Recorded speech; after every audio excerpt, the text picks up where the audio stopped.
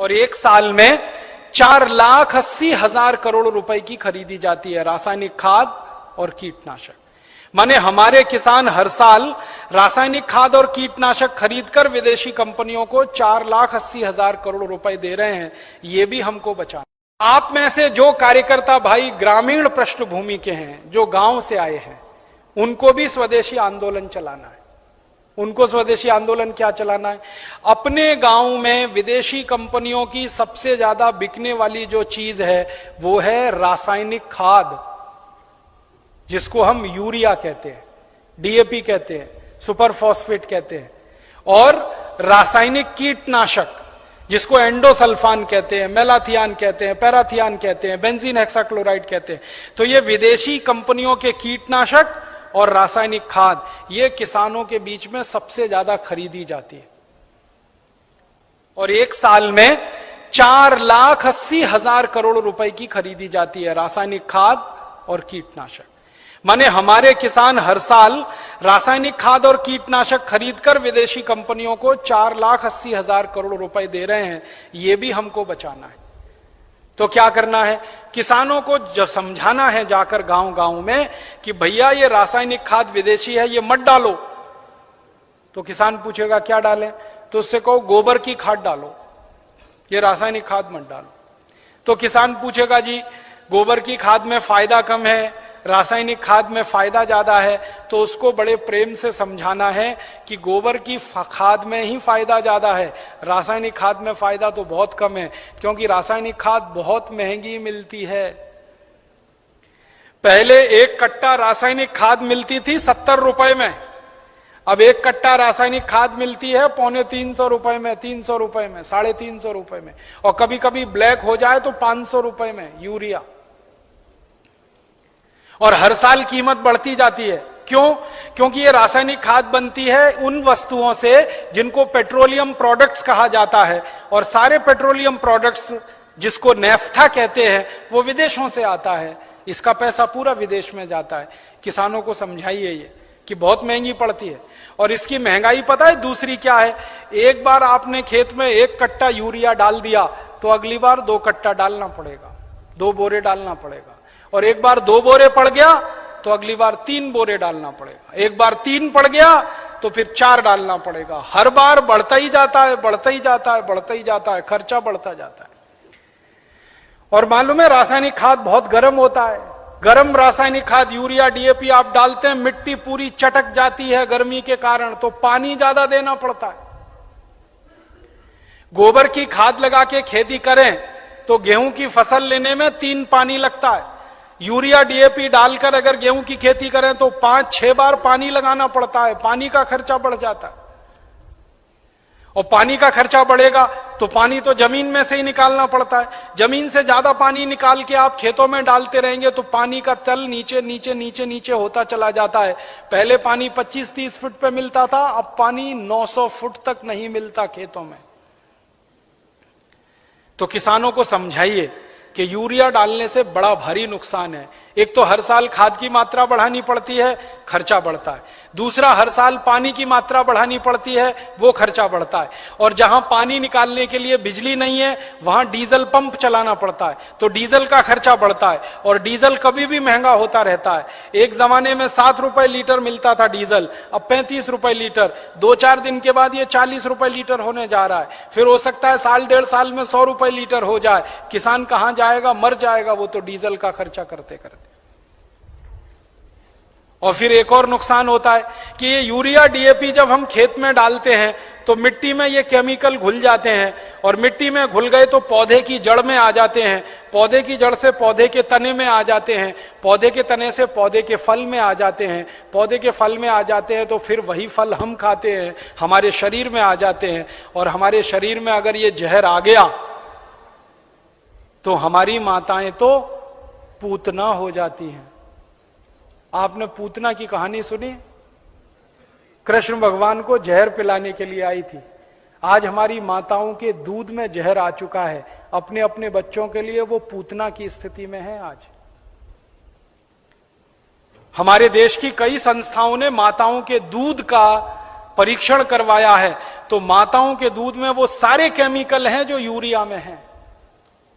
माताओं के दूध में वो सब केमिकल हैं जो कीटनाशक दवाओं में हैं, क्योंकि भोजन हम कर रहे हैं, भोजन के साथ वो शरीर में जा रहे हैं। और यही केमिकल हैं जो आपको कैंसर पैदा करवा रहे हैं, जो आप में डायबिटीज दे रहे हैं, जो आप में हाई ब्लड प्रेशर दे रहे हैं, हाइपरटेंशन दे रहे हैं। 148 किस्म की बीमारियां इन जहरों से पैदा होती है। इसलिए किसानों को समझाओ कि ये यूरिया डीएपी का जहर एक तो विदेशी है, ये बंद करो।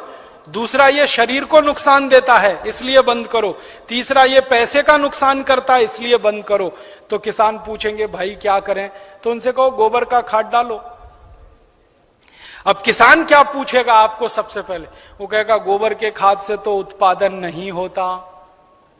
तो उससे कहो गोबर के खाद से भी उत्पादन बहुत अच्छा होता है, यूरिया डीएपी से जितना नहीं होता उससे तो ज्यादा गोबर के खाद से होता है। मैं तो पिछले 12-13 साल किसानों के बीच में काम करता रहा, महाराष्ट्र और कर्नाटक में। आप आइए वहां देखिए, हजारों हजारों किसानों ने यूरिया डीएपी बंद करके गोबर का खाद डालना शुरू किया है। और जिस किसान के यूरिया डीएपी के खेत में 1 एकड़ में 20 से 25 मीट्रिक टन गन्ना होता था, आज उस किसान के खेत में गोबर का खाद डालने से 90 से 100 मीट्रिक टन गन्ना हो रहा है, कम नहीं होता है। जिन किसानों के खेत में यूरिया डीएपी डालने से 1 एकड़ में 12 कुंटल गेहूं होता था, आज उनके खेत में गोबर का खाद डालने से 20 से 22 कुंटल गेहूं हो रहा है। जिन किसानों के खेत में यूरिया डीएपी डालने से 1 एकड़ में 2.5 कुंटल कपास होती थी, आज उन किसानों के खेत में गोबर का खाद डालने से 7 कुंटल एकड़ का कपास हो रही है। ऐसे एक नहीं, हजारों किसान हैं महाराष्ट्र में, कर्नाटक में, थोड़ा अगर चलेंगे तो छत्तीसगढ़ में बहुत किसान है। 12 साल मैंने बहुत काम किया किसानों के बीच, जा जाके उनको ये सब सिखाया। गोबर की खाद से उत्पादन ज्यादा मिलता है यूरिया डीएपी की तुलना। क्यों मिलता है वो जानना चाहिए। बहुत बहुत बढ़िया बात है, जो आप जान लो तो आप किसानों को समझा सकते। गोबर की खाद जब हम खेत में डालते हैं तो होता क्या है, गोबर जो है ना कई तरह के जीव जंतुओं का भोजन है। यूरिया जो है वो भोजन नहीं, जहर है। आपके खेत में एक जीव होता है जिसको केंचुआ कहते हैं। केंचुआ को किसी दिन पकड़ना और हाथ पे रखना और उसके ऊपर यूरिया डाल देना। 2-4 दाने ही यूरिया डालोगे, वो तड़पना शुरू हो जाएगा और 1 मिनट में मर जाएगा। हम जब खेत में टनों टन यूरिया डालते हैं ना, करोड़ों केंचुए मार डाले हमने यूरिया डाल डाल के। और केंचुए क्या करते हैं, केंचुए मिट्टी को नरम बनाते हैं, पोला बनाते हैं और उपजाऊ बनाते हैं। केंचुए का काम क्या है, ऊपर से नीचे जाना, नीचे से ऊपर जाना। पूरे दिन में वो 3 चक्कर नीचे ऊपर के लगाता है। नीचे जाएगा फिर ऊपर आएगा, फिर नीचे जाएगा फिर ऊपर आएगा। अब केंचुआ जिंदा है तो नीचे जाएगा फिर ऊपर आएगा। केंचुआ जब नीचे जाता है तो एक रास्ता बनाते हुए जाता है, ऊपर आता है तो दूसरा रास्ता बनाते हुए आता है। तो परिणाम क्या होता है कि ये छोटे छोटे छिद्र जब मिट्टी में वो केंचुए तैयार कर देता है तो बारिश का पानी इन्हीं छिद्रों में से नीचे एक एक बूंद नीचे रिसते हुए तल में जमा होता है।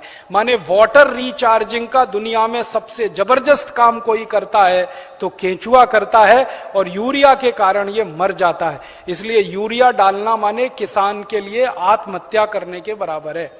जिस किसान के खेत में यूरिया डलेगा केंचुआ मर जाएगा। केंचुआ मरा तो मिट्टी में ऊपर नीचे कोई जाएगा नहीं, तो मिट्टी कठोर होती जाएगी, कड़क होती जाएगी। मिट्टी और रोटी के बारे में एक सत्य है कि इसको फेरते रहो नहीं तो खत्म हो जाती है। रोटी को फेरना बंद करो जल जाती है, मिट्टी को फेरना बंद करो पत्थर जैसी हो जाती है। मिट्टी को फेरने का मतलब समझते हैं, ऊपर की मिट्टी नीचे, नीचे की मिट्टी ऊपर, ऊपर की नीचे, नीचे की ऊपर। ये केंचुआ ही करता है और कोई नहीं कर सकता।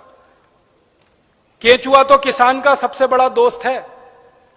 मैंने इसका हिसाब निकाला था, एक केंचुआ साल भर अगर जिंदा रहे तो 36 मीट्रिक टन मिट्टी को उठक पटक कर देता है, ऊपर से नीचे, नीचे से ऊपर, एक केंचुआ साल भर में।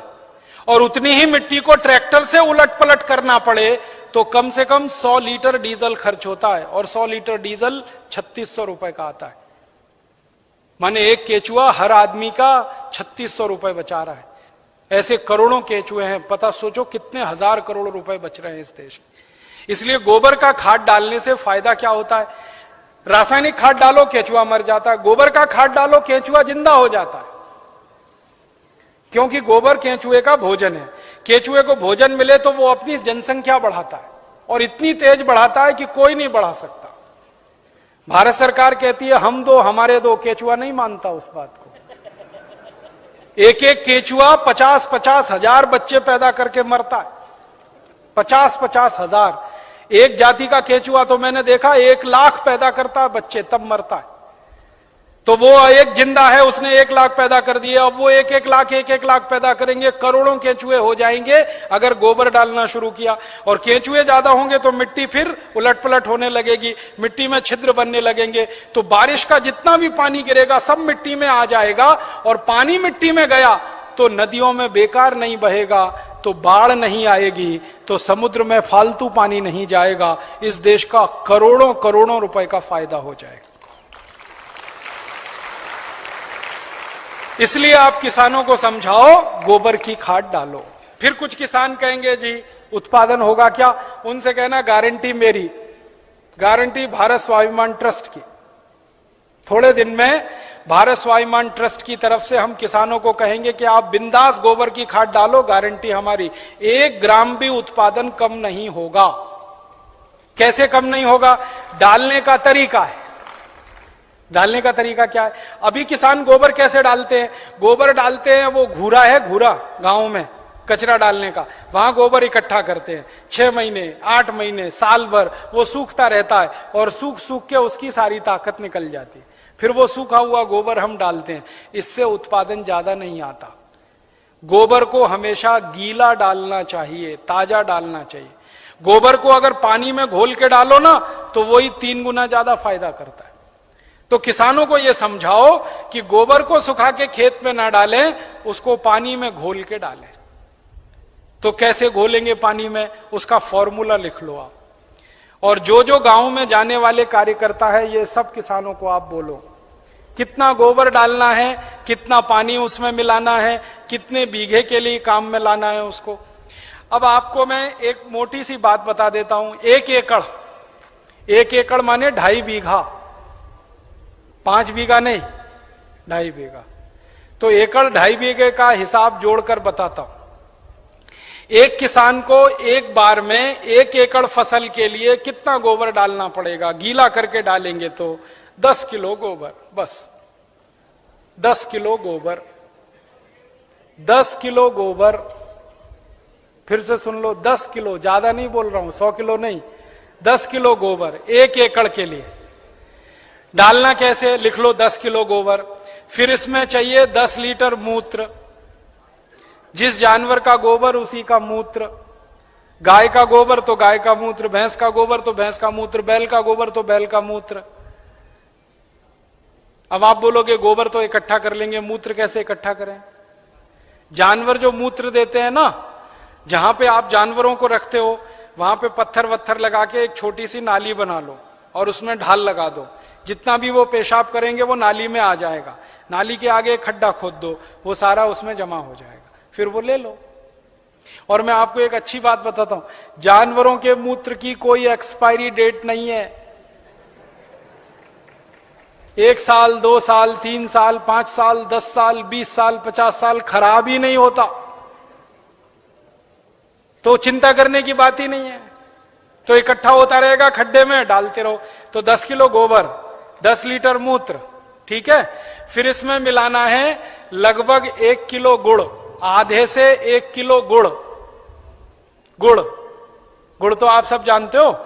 एक तो गुड़ होता है जिसको आप खा लेते हो, एक तो गुड़ ऐसा होता है जिसको जानवर खा लेते हैं, और एक गुड़ ऐसा होता है जिसको कोई नहीं खा सकता, गीला गीला, पुराना पुराना, काला काला। वो गुड़ खेत के बहुत काम का है। जो सबसे घटिया गुड़ है, जिसको ना जानवर खा सकते हैं ना आपका, वो खेत के लिए बहुत काम का है। तो वो गुड़ ले लो, आधे से 1 किलो। गोबर हो गया, मूत्र हो गया, गुड़ हो गया। अब इसमें लगभग 1 किलो डालना है दाल का आटा। दाल है ना, दाल, अरहर की दाल, मूंग की दाल, उड़द की दाल, चने की दाल, सोयाबीन की दाल, खेसारी की दाल, कोई भी दाल, 1 किलो उसका आटा। 4 चीजें हो गई, गोबर, गोमूत्र, गुड़, दाल का आटा, और इसमें डालनी है 1 मुट्ठी मिट्टी। 1 मुट्ठी में आधा किलो या पौन किलो तक मिट्टी आती है। मिट्टी कहां से लानी है? आपके खेत के आसपास अगर पीपल का कोई पेड़ है, बरगद का कोई पेड़ है, तो उसके नीचे से खोद लो मिट्टी। पीपल के पेड़ के नीचे की या बरगद के पेड़ के नीचे की? पीपल और बरगद के पेड़ के नीचे की ही मिट्टी क्यों खोदना? आपको मालूम है पीपल और बरगद के पेड़ हर समय ऑक्सीजन देने वाले पेड़ हैं, और ज्यादा ऑक्सीजन देने वाले पेड़ के नीचे जीवाणुओं की संख्या बहुत होती है। तो पीपल और बरगद के पेड़ के मिट्टी में जीवाणु सबसे ज्यादा होते हैं। यही जीवाणु खेत को चाहिए।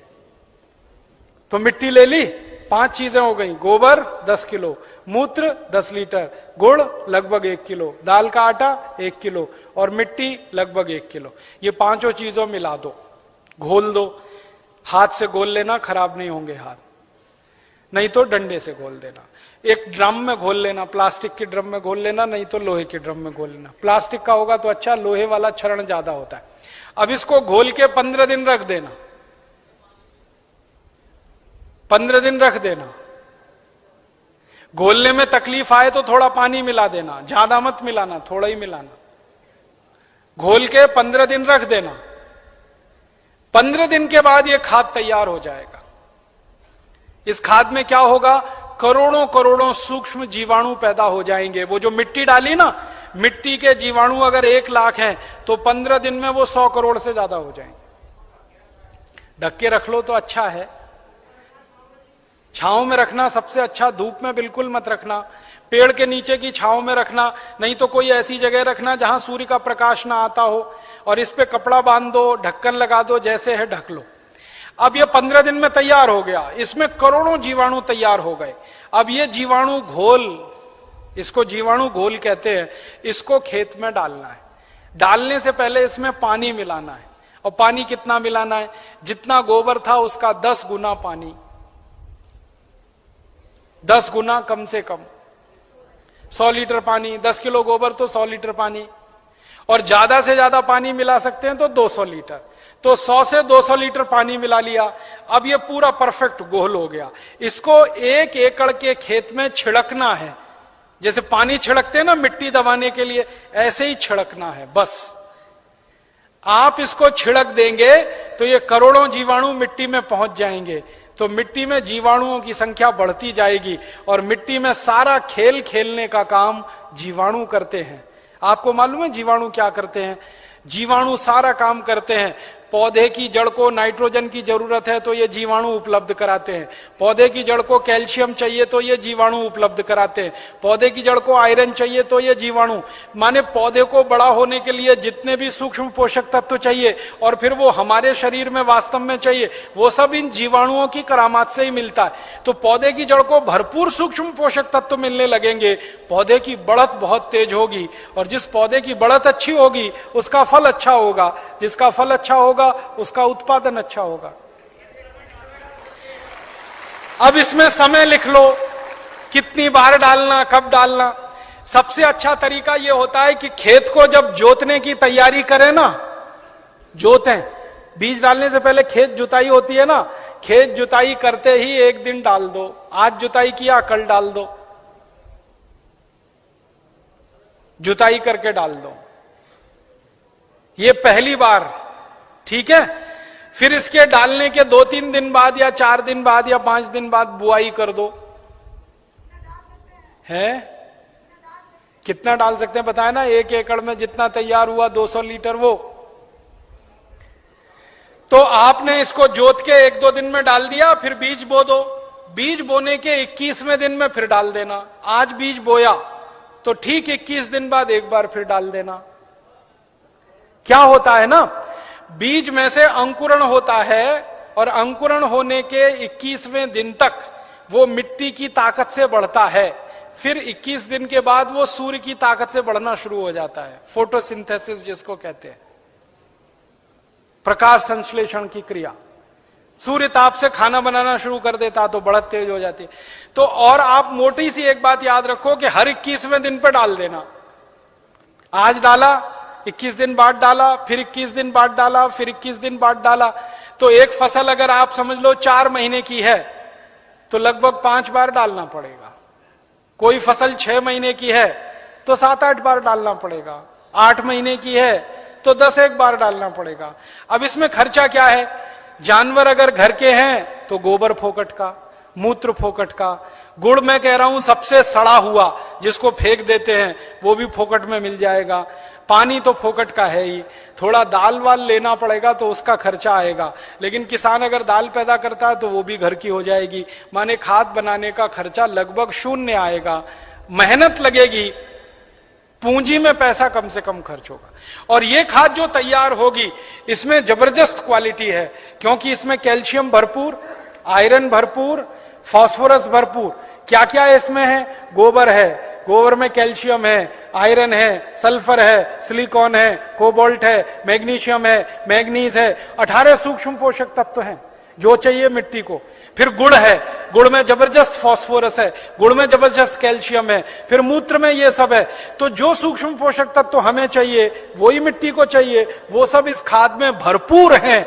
यूरिया में नहीं है, डीएपी में नहीं है, यूरिया में कैल्शियम नहीं है, डीएपी में कैल्शियम नहीं है। और कैल्शियम सबसे प्रमुख आधार है मिट्टी के लिए, क्योंकि खेत में कैल्शियम होगा तो पौधे में होगा, पौधे में होगा तो फल में होगा, फल में होगा तो भोजन में होगा, भोजन में होगा तो शरीर में होगा, शरीर में होगा तो हड्डियां मजबूत, हड्डियां मजबूत तो शरीर मजबूत। ये सारा साइकिल इसी कैल्शियम के उस पे है। तो ये तो गोबर की खाद से ही मिलेगा, यूरिया डीएपी से मिलने ही वाला नहीं है। तो किसान को ये समझाइए आप। अब आपको समझ में आ गया हर 21 दिन में डालना है, जबरदस्त फसल आएगी। पहली बार जब आप डालोगे ना तो किसान थोड़ा झिझक करेगा, उसको भरोसा नहीं है, विश्वास नहीं है, तो उसको कहना कि भाई तुम डालो, नुकसान तुम्हारा नहीं होगा। मैंने बहुत किसानों का हिसाब निकाला है, खराब से खराब खेत में जब गोबर का खाद डालते हैं ना तो गेहूं का उत्पादन पहले साल की तुलना में थोड़ा ही कम आता है, लेकिन उत्पादन जितना कम आता है उससे ज्यादा खर्चा बच जाता है, तो वो बराबर मामला बैठता है। हम यूरिया डीएपी में खर्चा करते हैं हजारों रुपए का, तब उत्पादन लेते हैं। यहां खर्चा ही नहीं है, थोड़ा उत्पादन कम भी हुआ तो फायदा ही है, नुकसान कुछ नहीं, इसलिए किसी किसान का नुकसान नहीं। और 2-3 साल लगातार आपने डाल दिया तो उत्पादन बढ़ना शुरू हो जाता है, लगातार बढ़ता है। और 10-12 साल में तो कई खेत ऐसे हैं जहां उत्पादन सीधे डबल हो जाता है, 100% की बढ़ोतरी हो जाती है। नहीं, छानने की जरूरत नहीं है, ऐसे ही डालो। उसमें जितना कचरा है सब खेत में जाने दो, क्योंकि कचरे में जीवाणुओं की संख्या और तेजी से बढ़ेगी, छानने की जरूरत नहीं है। अब आप डालोगे कैसे, ये प्रश्न है। तो उसके लिए 4 विधि है। पहली विधि ये है कि सीधे डब्बा लो और छिड़काव करो, खेत पे भरो और छिड़क दो, भरो और छिड़क दो।